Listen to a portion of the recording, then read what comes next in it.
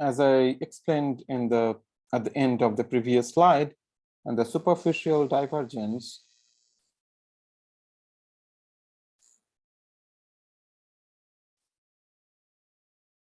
this is a UV divergence because it corresponds to large values of K.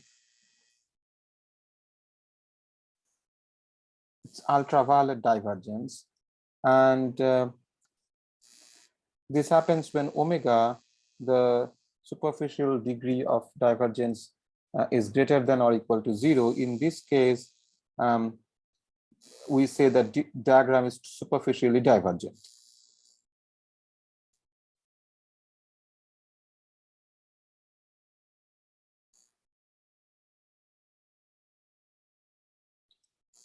For omega equal to 0, it's logarithmically divergent, and for higher values of omega, it has higher divergences. And if omega equal to is less than 0, we say that the diagram is superficially convergent.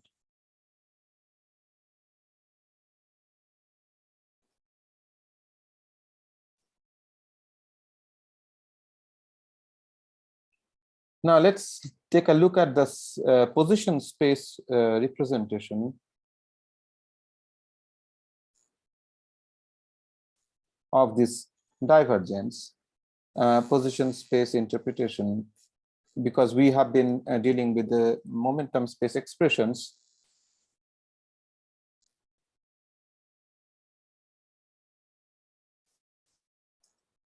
So we have a dual interpretation of each graph.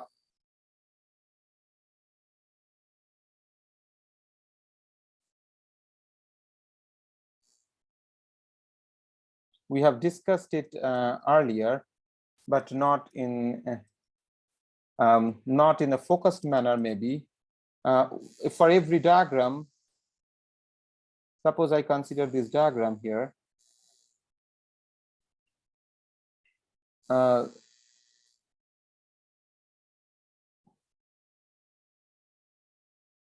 The same topology can be interpreted in two ways. One is in position space, these are external points, and these 3 points are U1, U2, and U3 are internal points, but they are the points where the external lines are connected to the 1pi vertex. So I'm taking one example of a 1pi vertex, a simple one. So these legs are amputated. This is what I mean. Another way of interpreting the same diagram, same topology, is to think that these are internal momenta that are coming in, and instead of these 3 points here, in this case, 3 locations, these are three space-time points. Of course, they are integrated over in this calculation. But when you remove the external legs, then this is basically gamma of U1, U2, U3. So these are external points to the 1pi vertex.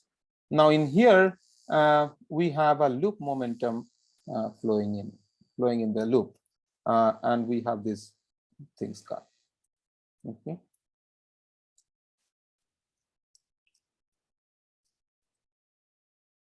So if you carefully look into so these are related, these two diagrams will be related by Fourier transformation, right? And if you look into the details of how the Fourier transformation is taking place, then you will see that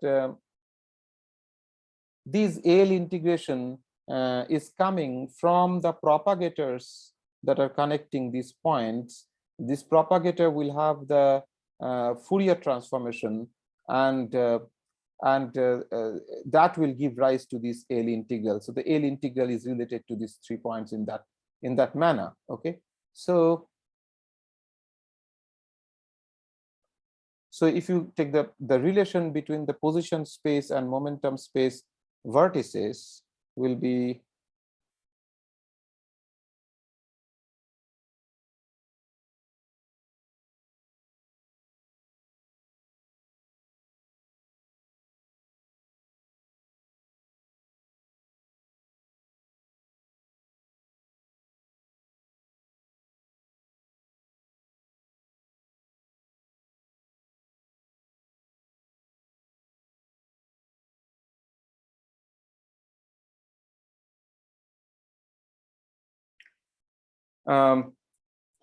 this, and this L integration emerges from the Fourier, as I just mentioned, the L integration emerges from the Fourier transformation of the propagators connecting U1, U2, U3. So here in this, it will include these propagators U1, U2, and U3. I mean, propagator from U1 to U2 and U2 to U3 and then U3 to U1. And those propagators will have in the momentum space representation, we'll have a phase, and that phase is actually going to give rise to this momentum that are coming here. These phases are these U's are connected to this. Okay. So this phase will have e to the power I U1 minus U2, here e to the power I U2 minus U3, and here e to the power I U1 minus U3. And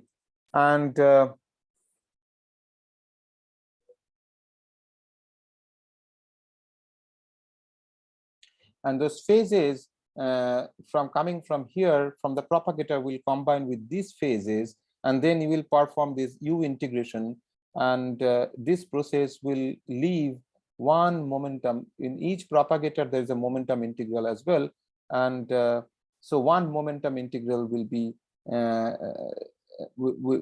left free, and that is this L integration here. Okay, so L integration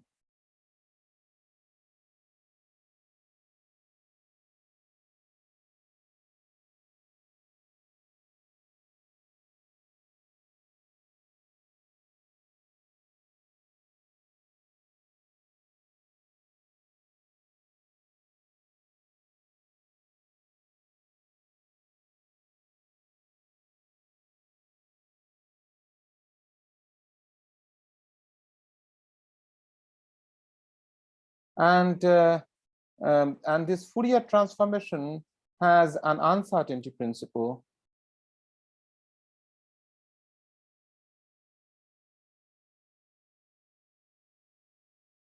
It is related to the actual uncertainty principle in quantum mechanics, but that is realized through a mathematics, which is the mathematics of Fourier transformation. So Fourier transformation has the property, which is that large momentum exchange is related to the small length or separation.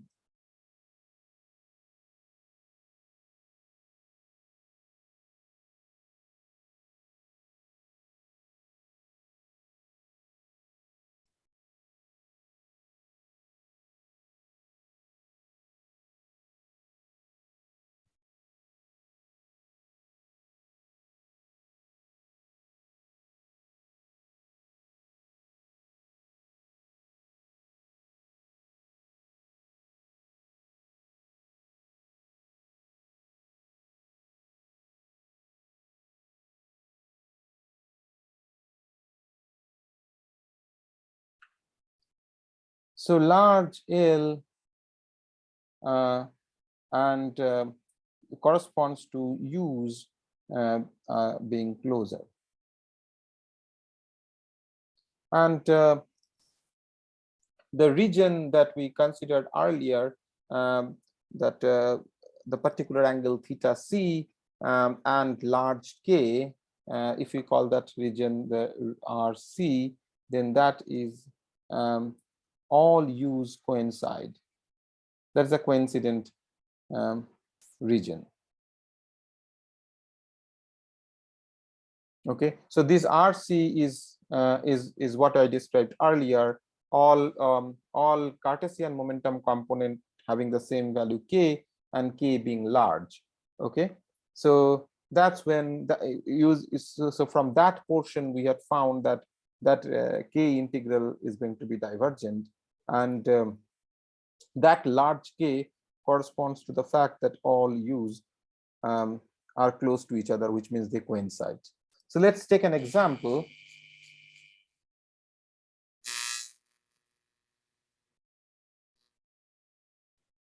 Let's consider this diagram in pi-4 theory.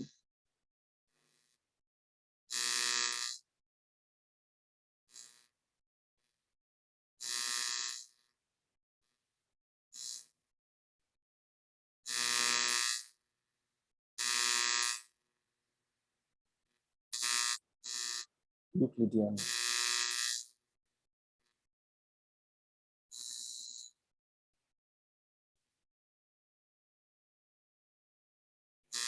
And then you unput, this is P/6. And then let's call this one L1 bar. This will be L1 bar plus P2 bar. This will be, so this is L2 bar. This is L1 bar minus L2 bar plus P1 bar plus P2 bar. And this momentum is L1 bar minus L2 bar plus P1 bar P2 bar.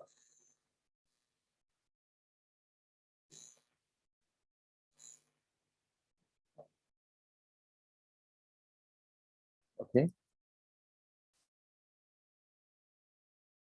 And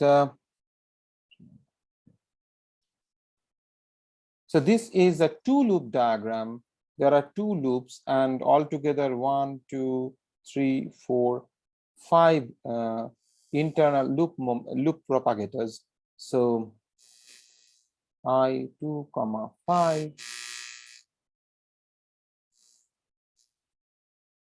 k equals 1 to 5, 0 to 1, d alpha k, 1 minus 1 to 5. Okay. Then there are two loop momenta, dl1 bar, dl2 bar, minus infinity to plus infinity. For L1, it is alpha 1 L1 bar square plus alpha 2. The second one, L1 bar plus P1 bar plus P2 bar square plus alpha 3 L2 bar square plus alpha 4 times L1 bar minus L2 bar plus P1 bar plus P2 bar P3 bar square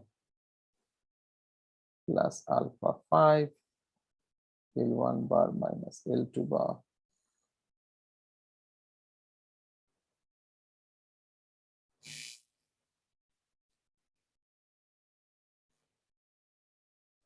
plus m square to the power minus 5.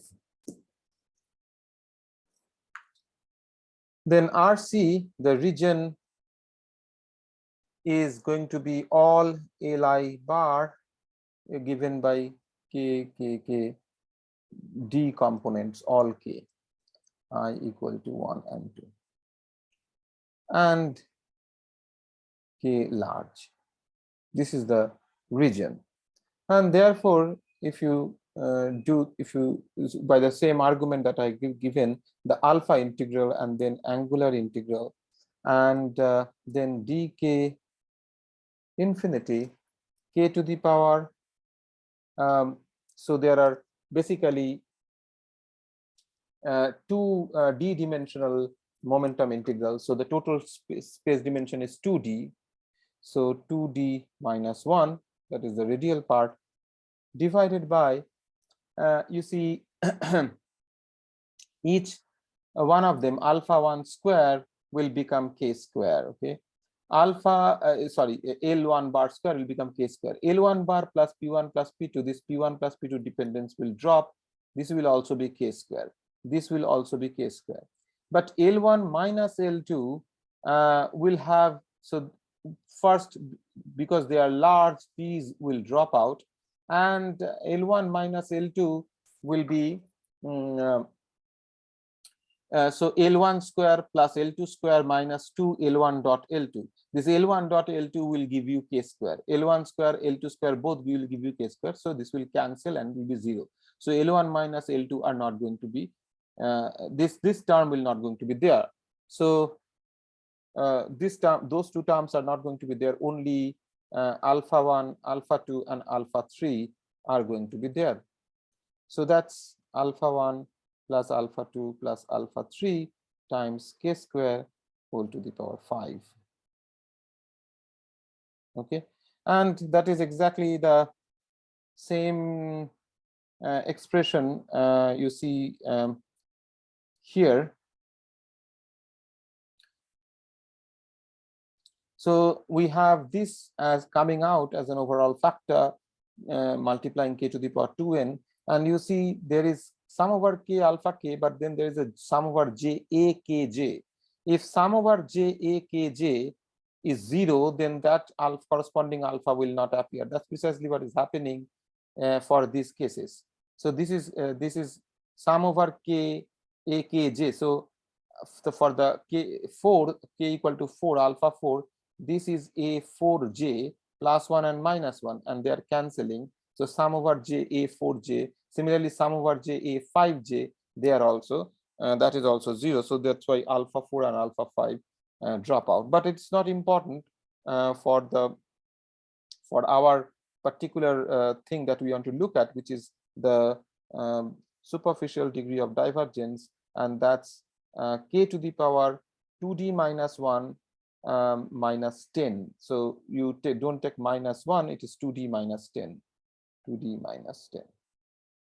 And that for various dimensions, so for d equal to 6, it will be quadratically divergent.